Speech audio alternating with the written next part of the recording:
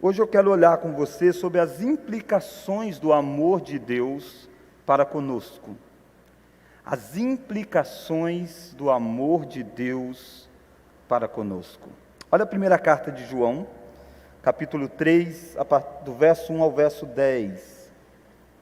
João é um apóstolo, conhecido como apóstolo do amor. Esse é um título que é dado a João.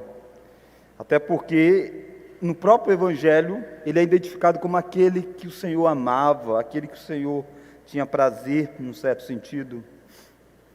E ele é alguém muito dócil nos seus escritos, de algum jeito. Ele fala muitas vezes a palavra fininhos, fininhos, fininhos. E aqui no capítulo 3, este que sabe o que é ser amado por Deus, vai tentar despertar nos seus leitores e mostrar aos seus leitores por que é que nós podemos ter certeza que nós somos amados por Deus e quais as implicações deste amor para com as nossas vidas. Diz assim o texto: vede que grande amor nos tem concedido o Pai, a ponto de sermos chamados filhos de Deus. E de fato somos filhos de Deus. Por esta razão o mundo não nos conhece, porquanto não conheceu a Ele mesmo. Amados, agora somos filhos de Deus, e ainda não se manifestou o que haveremos de ser. Sabemos que quando Ele se manifestar, seremos semelhantes a Ele, porque haveremos de vê-lo como Ele é. E assim mesmo se purifica todo que nele tem esta esperança, assim como Ele é puro. Todo aquele que pratica o pecado também transgride a lei, porque o pecado é a transgressão da lei. Sabeis também que Ele se manifestou para tirar os pecados, e nele não existe pecado. Todo aquele que permanece nele não vive pecando. Todo aquele que vive pecando não o viu nem o conheceu. Filhinhos, não vos deixeis enganar por ninguém. Aquele que pratica a justiça é justo, assim como Ele é justo. Aquele que pratica o pecado procede do diabo, porque o diabo vive pecando desde o princípio. Para isto se manifestou o Filho de Deus, para destruir as obras do diabo. Todo aquele que é nascido de Deus não vive na prática do pecado, pois o que permanece nele é a divina semente. Ora, esse não pode viver pecando, porque é nascido de Deus. Nisto são manifestos os filhos de Deus e os filhos do diabo. Todo aquele que não pratica a justiça não procede de Deus, nem aquele que não ama a seu irmão. Vamos orar novamente? Deus, nós pedimos que o Senhor possa nos iluminar, que todos nós, conduzidos pelo Teu Santo Espírito, ouçamos a Tua voz, que a Tua palavra possa penetrar profundamente no nosso coração. Oramos em nome de Jesus. Amém. Irmãos, as implicações do amor de Deus para conosco. A carta que João escreve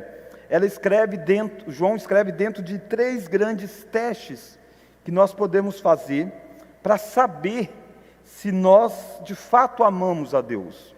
E esses testes vão se repetindo ao longo da carta. João tem um estilo de escrever diferente do apóstolo Paulo, diferente de alguns outros escritores do Novo Testamento, que é mais linear. João vai meio que fazendo repetições e avançando. Por isso que você vê coisas no capítulo 1 e você vê de novo nos outros capítulos. Esse é um desdobrar, um estilo literário que João desenvolve. E esses 3 testes que João apresenta, primeiro é um teste doutrinário. Ele diz, aquele que ama a Deus precisa crer corretamente sobre Deus. O segundo teste que ele desenvolve é o teste do amor. Ele diz, aquele que diz amar a Deus, mas não ama o próximo é mentiroso. E o terceiro teste que ele desenvolve é o teste da prática da conduta e das obras feitas.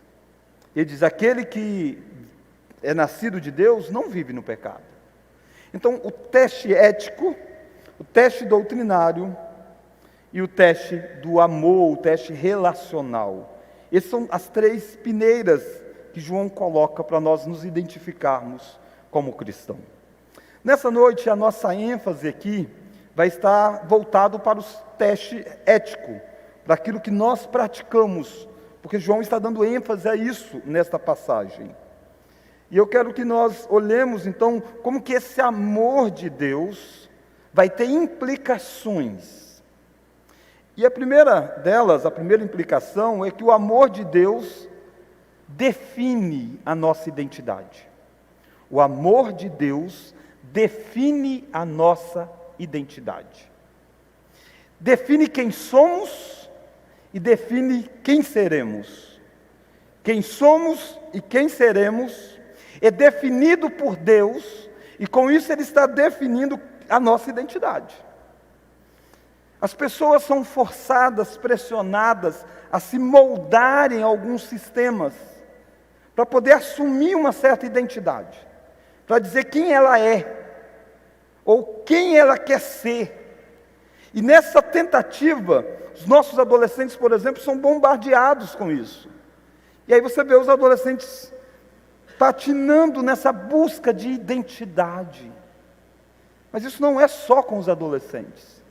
De certa forma, todos nós sofremos em não saber corretamente quem somos.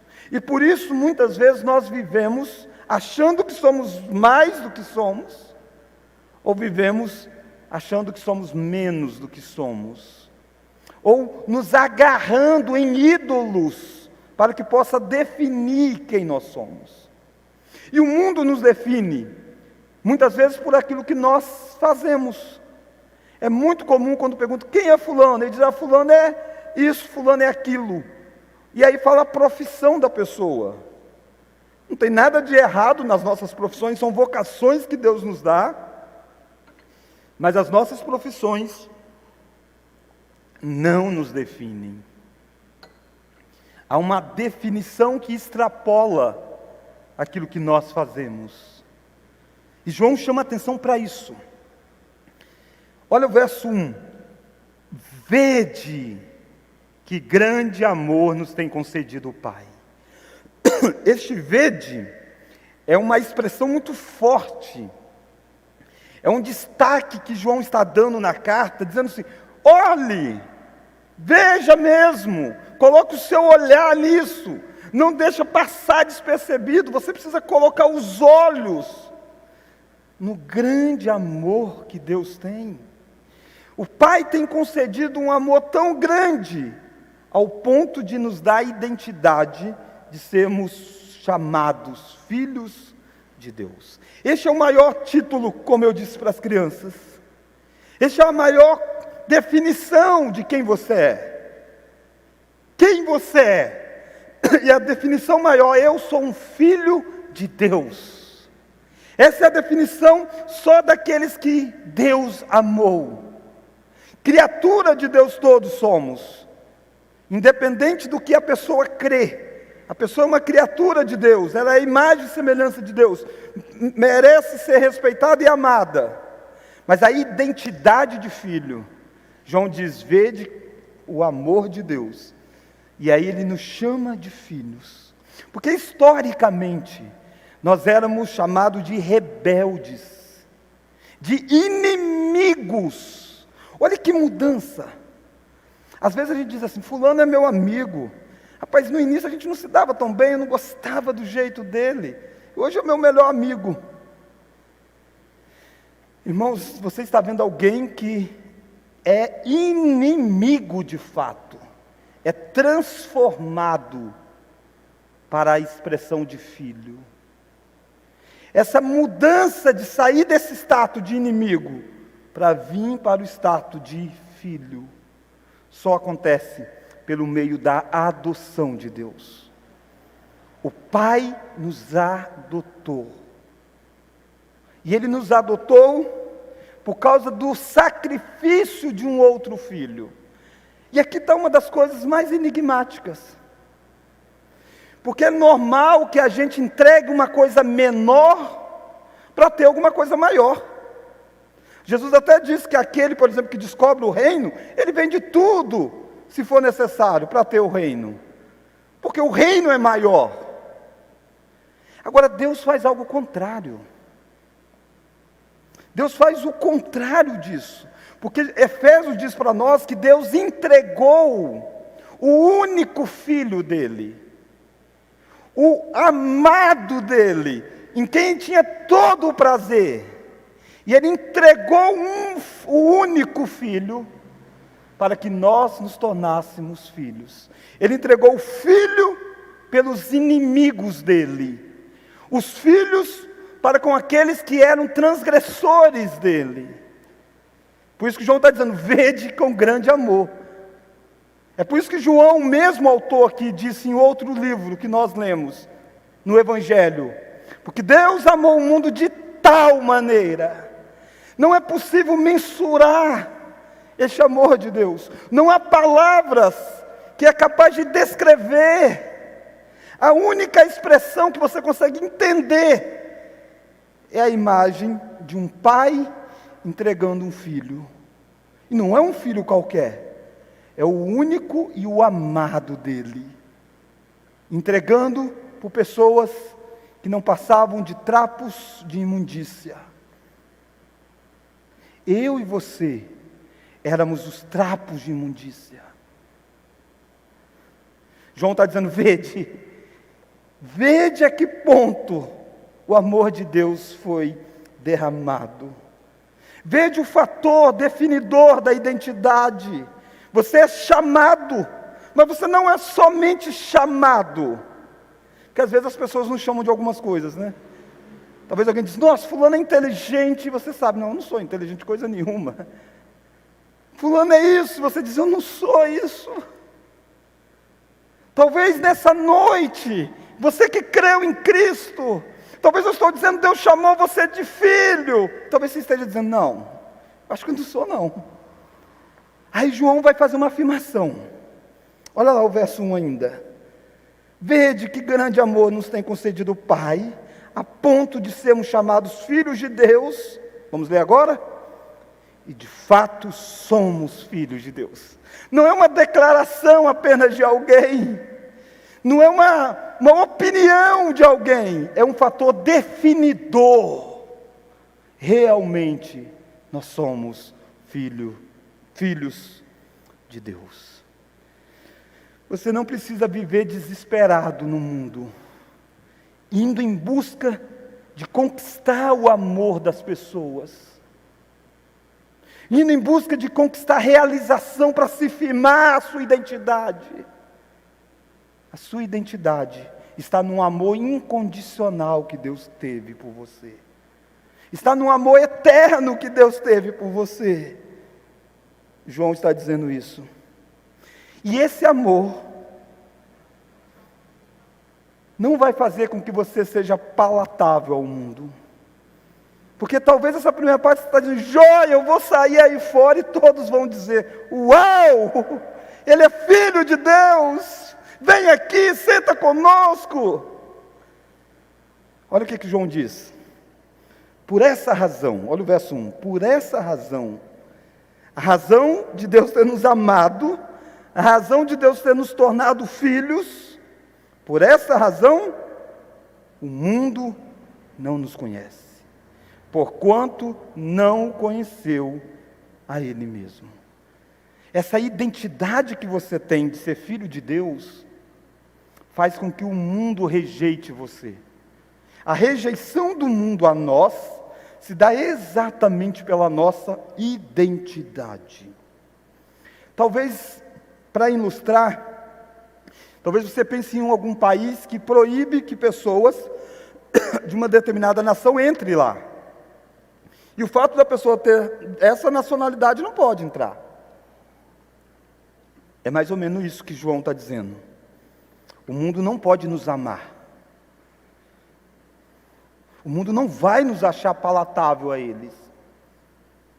Porque o mundo identifica que a nossa identidade é diferente da deles. Às vezes você sente assim, poxa, parece que eu sou de outro mundo. Se você sente assim, realmente você é do outro mundo. Você diz, poxa, eu não consigo entender essa cultura em que nós estamos inseridos, eu não consigo entender o amor que eles têm por estas coisas.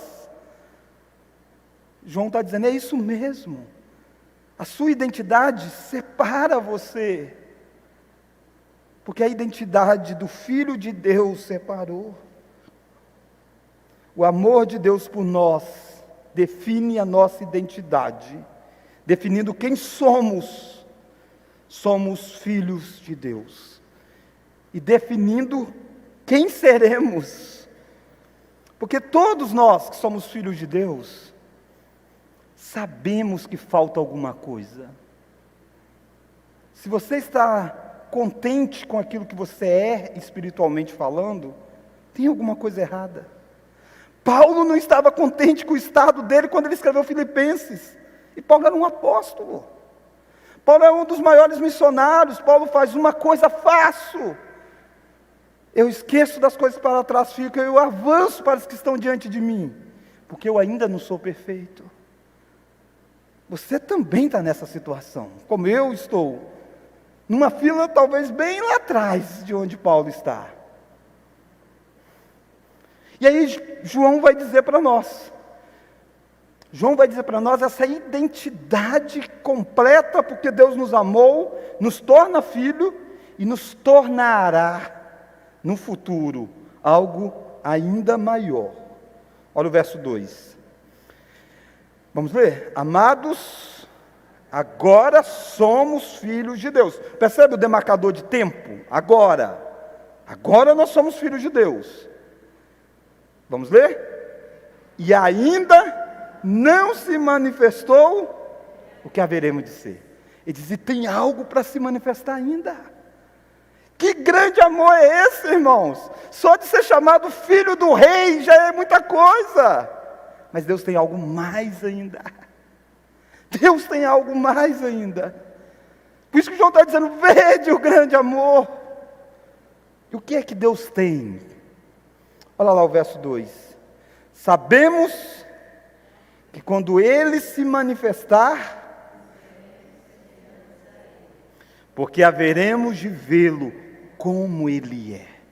João joga o olhar lá para o futuro e diz, quando Jesus se manifestar, Ele aqui é o Filho de Deus, nós haveremos de ver como Ele é, e nós seremos semelhantes a Ele.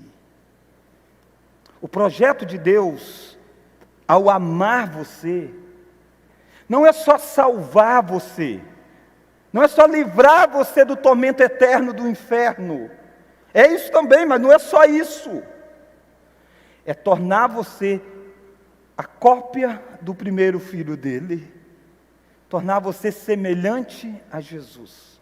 Naturalmente você não vai ser divino, Jesus é homem e Deus. A divindade nós nunca teremos, nós somos humanos e seremos para todos sempre. Mas nós seremos o homem perfeito. Nós seremos o ser humano perfeito como Cristo foi. Porque nós haveremos de vê-lo. Irmãos, perceba que coisa grandiosa. É por isso que a gente sente que falta algo. É por isso que Paulo diz, desventurado o homem que sou, quem me livrará do corpo dessa morte. Por isso que a gente parece que aguarda um dia que alguma coisa que está por detrás apareça. E João diz, sim, é a manifestação do Filho de Deus. Quando Ele se manifestar, você vai ser transformado na imagem de Jesus Cristo. Saia aqui dessa noite, sabendo quem você é, sabendo quem você será, sabendo tudo isso por um único fator, pelo grande amor de Deus. João está dizendo, vede que grande amor de Deus. Olhe, chegue essa noite, olhe diante do espelho, como se fosse um espelho da sua alma, e diga, eu serei semelhante a Jesus. Mas deixa eu dizer, a gente tem coragem de dizer isso realmente? A gente olha e diz, quão longe eu estou? Como que um dia eu serei igual a Jesus? Isso é um ato de crer, é um ato de fé. Paulo diz, aquele que começou a boa obra, há de completar até o dia de Cristo. Quando você convive com crentes, a sua fé precisa aumentar. Você olha e diz, esse fulano vai ser igual a Jesus. Aquele que Deus amou, aquele que Deus entregou ao Filho, vai. Ainda está cheio de ruga, mas Paulo diz que é como uma noiva no último dia, bela. E é isso que Deus está fazendo nesse processo. Por isso que às vezes dói o que Deus faz. Por isso que às vezes Deus começa a mexer em coisas que estão tão sólidas para nós, tão firmes para nós. É Deus trabalhando para colocar você na imagem. E aí precisa lapidar, precisa cortar, precisa fazer algumas cirurgias. É a identidade sendo forjada em nós. E quantas vezes nós agarramos nas coisas deste mundo, e Deus precisa tirar algumas delas, para que nós vejamos que nós somos amados por Deus, e a nossa identidade não está naquilo que nós temos, mas em quem nós somos, e naquilo que nós seremos, por causa do grande amor de Deus. Deixa eu perguntar para você, você é alguém que se sente não amado? Você é alguém que vive em busca de ser amado por pessoas? Entenda que quem define, quem olha, quem ama, é Deus. E Ele define você pelo amor dEle. Segunda lição que eu quero que nós olhemos, segunda e última lição. É apenas duas essa noite. Primeiro, então, é que o amor de Deus por nós define a nossa identidade. Quem somos, já somos filhos de Deus. E quem seremos semelhantes a Jesus. Segunda e última lição. O grande amor de Deus define como vivemos. Define como vivemos. Talvez até essa primeira parte você diz, uau, tá joia. Eu entendi o que Deus fez no passado, eu entendi o que Deus fará no futuro. E eu vou viver de acordo com o hino nacional, deitado em berço esplêndido. Não. Essa identidade afeta o hoje. Aquilo que nós seremos no futuro afeta como nós somos agora. Aquilo que Deus fez no passado afeta como nós vivemos hoje. Olha João dizendo isso para nós. Olha o versículo 3. Vamos ler? E assim mesmo se purifica, assim como Ele é puro. João está dizendo, quem tem essa esperança, se você tem essa esperança de se tornar parecido com Jesus, se você tem essa esperança, isso purifica você agora. Comece esse processo agora. É impossível você ser filho de Deus e não ter nada parecido com o seu Pai. É impossível você se tornar a imagem de Jesus se hoje você não tem nada de Jesus. Você ainda não é a obra acabada, mas você já é uma obra iniciada. Viva como uma obra iniciada. É isso que João está nos ensinando. Porque a esperança daquilo que Deus fará já nos purifica no presente. Irmãos, esperança é algo muito jóia. A gente trabalha isso muito com criança. A gente promete algumas coisas e elas criam a expectativa daquilo. Vai programando o coração para o dia que aquilo chegar. Na conferência nós falamos com a Esté que teria livros para criança. E a Esté ficou muito empolgada com aquilo. E eu vinha para a igreja, e aí papai, e a livraria? Eu falei, não filha, vai ser só no dia.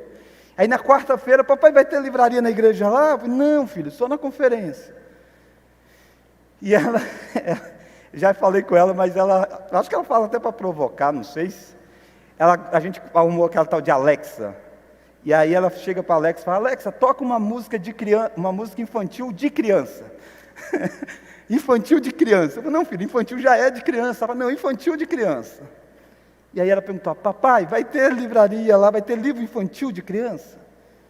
De repente ela passou mal, nas vésperas da conferência. E ficou triste. E aí a gente deu remédio, aquela coisa toda. E a esperança dela é: eu vou conseguir ir na livraria. Vou conseguir. Ela conseguiu vir no primeiro dia, pelo menos. Pegou os livrinhos, toda empolgada. E aí falou: papai, vamos passar lá no caixa? Eu falei: vai você. Esperança, irmãos. Esperança faz com que uma criança que está com febre queira ir. Deus sabe disso. É por isso que nós lemos em Pedro dizendo que nos foram doadas promessas. Deus prometeu coisas. E aí nós vivemos movido pela essa promessa daquilo que Deus fará. E é isso que vai nos transformando. Isso é diferente de legalismo. Legalismo é você querer mudar pela lei por si só. João está dizendo: não, você muda por causa das promessas que Deus tem para você. O grande amor de Deus define como vivemos. A purificação já começa. A santidade já está presente na nossa realidade. Mas olha mais, por que esse grande amor de Deus define como vivemos?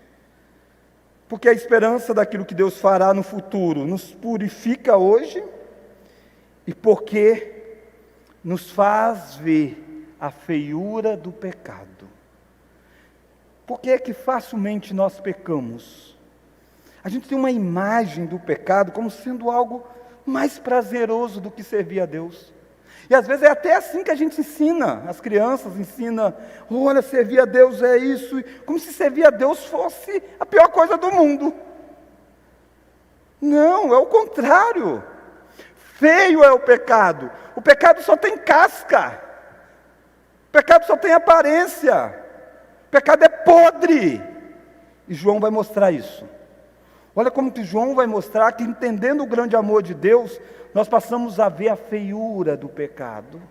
Olha o que João vai descrever o que é o pecado. Olha aí comigo o verso de número 4. Olha o verso 4, vamos ler? Todo aquele que pratica o pecado também transgride a lei, porque o pecado é a transgressão da lei. Olha a definição do que é pecado. Pecado, uma das definições, é a transgressão da lei. Mas a lei de quem? A lei daquele que te ama. Por isso que é verde, com grande amor Ele tem nos amado. A lei daquele que entregou o Filho por nós. E João está dizendo: se você entender o grande amor de Deus, você vai entender a feiura do pecado, porque nada mais é do que quebrar a lei daquele que mais te ama. Você sabe o quão terrível é quebrar a lei daquele que ama. O que foi o primeiro pecado? Uma quebra de uma lei. De um Deus que cria todas as coisas, que ama Adão e Eva, que planta um jardim, diz: coma de tudo, só de uma que não. É o retrato de um Deus amoroso. E eles quebram a lei daquele que ama. E isso torna o pecado feio. Quando Deus libertou o povo do Israel do Egito, Deus vai dar os 10 mandamentos, a lei.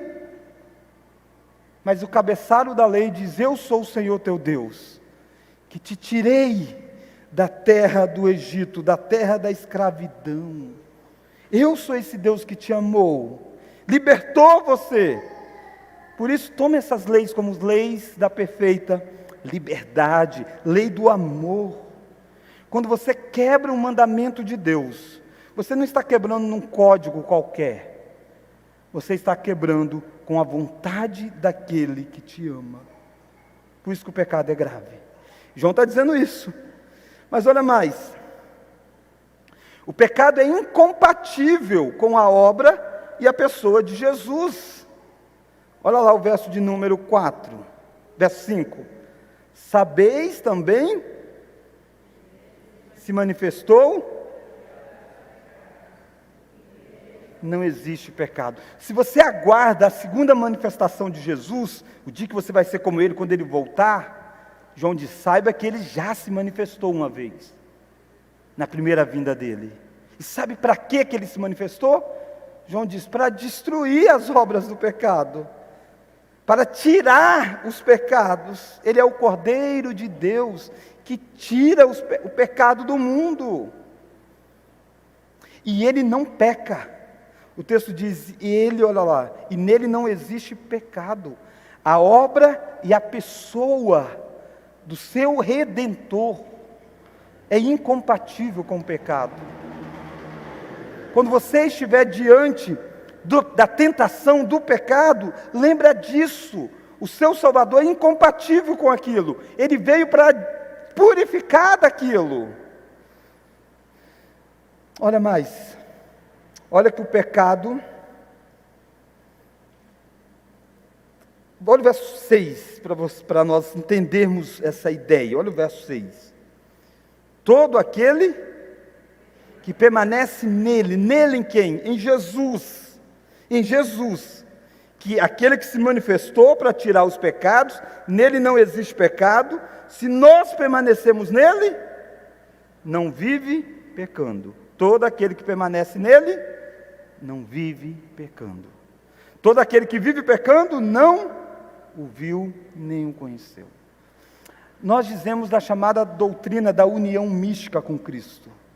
Nós estamos em Cristo e Cristo está em nós.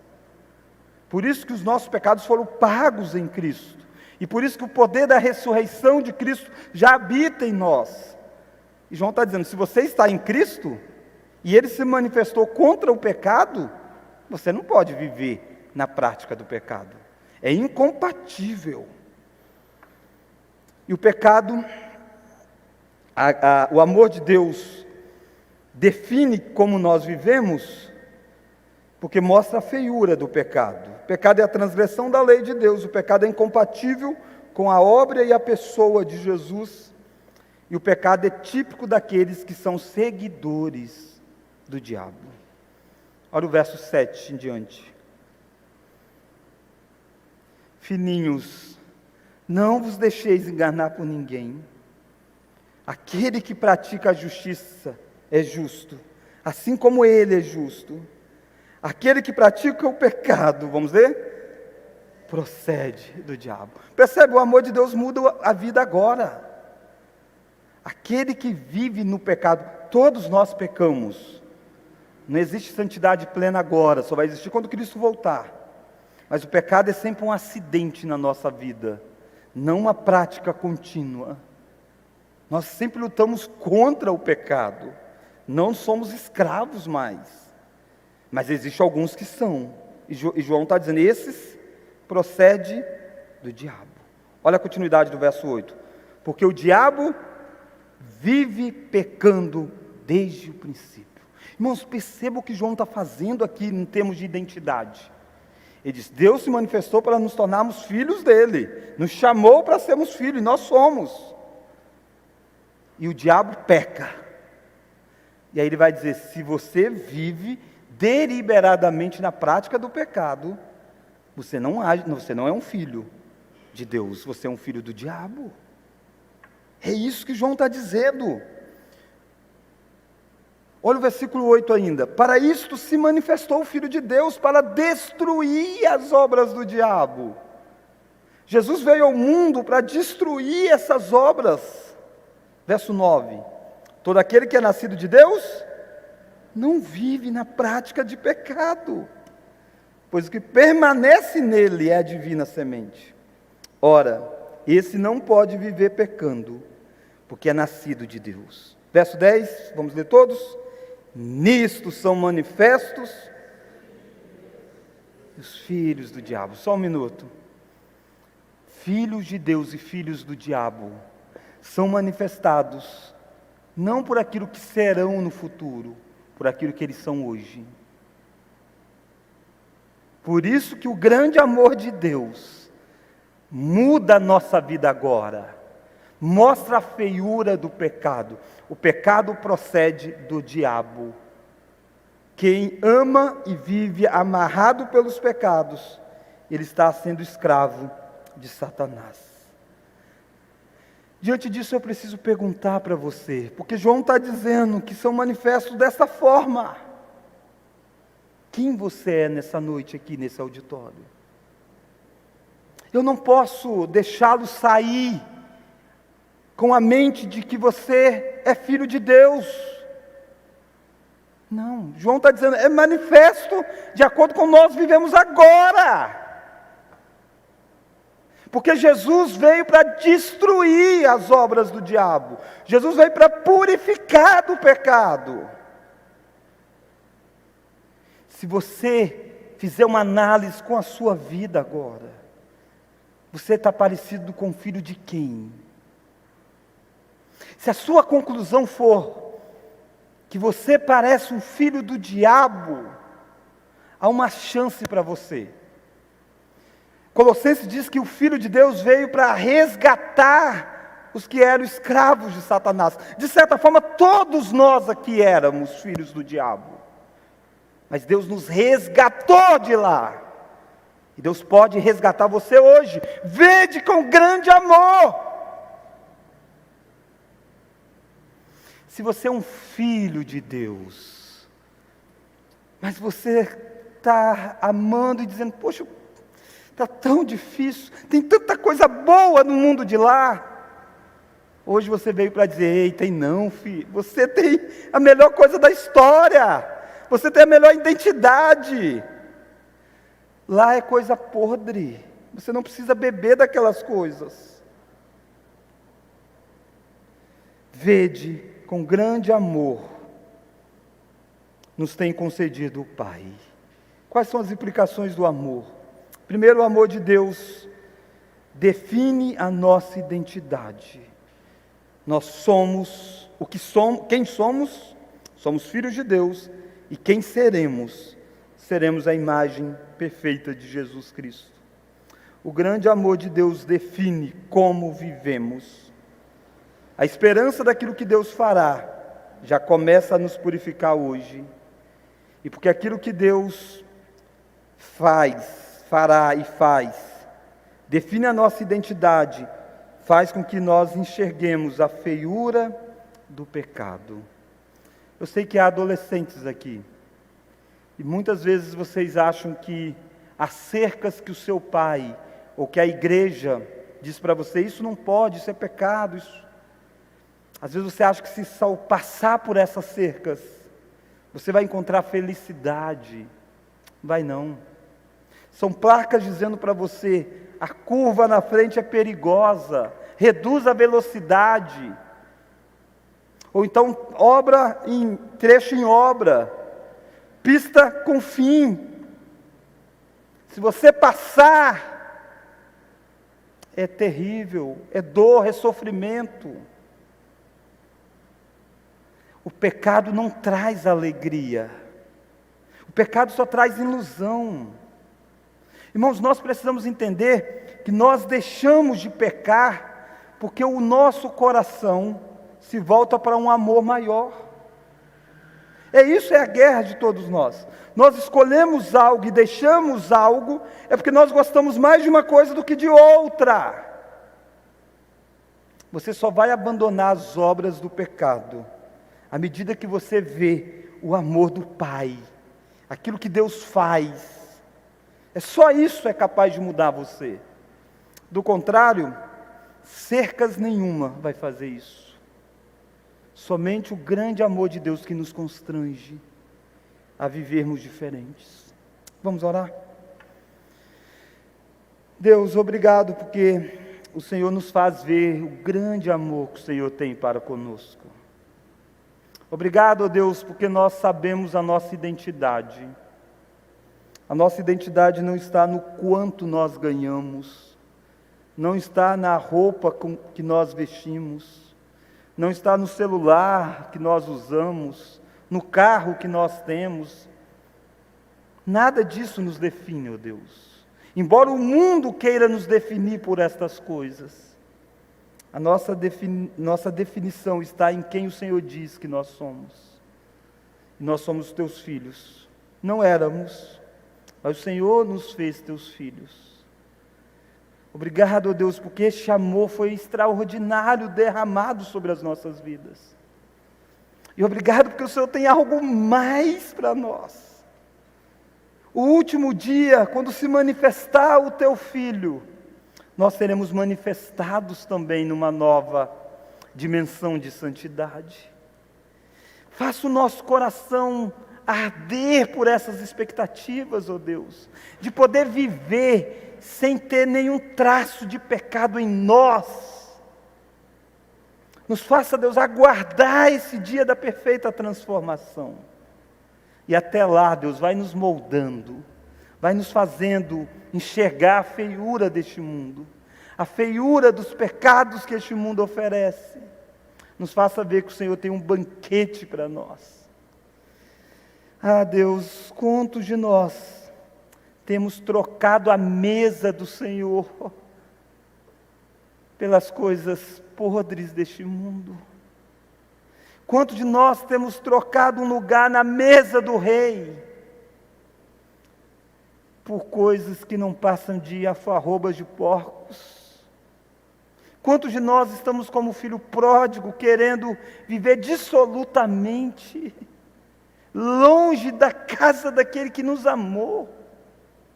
Por isso, Deus, gere em nós, faça o nosso olhar se voltar para o grande amor do Senhor nas nossas vidas.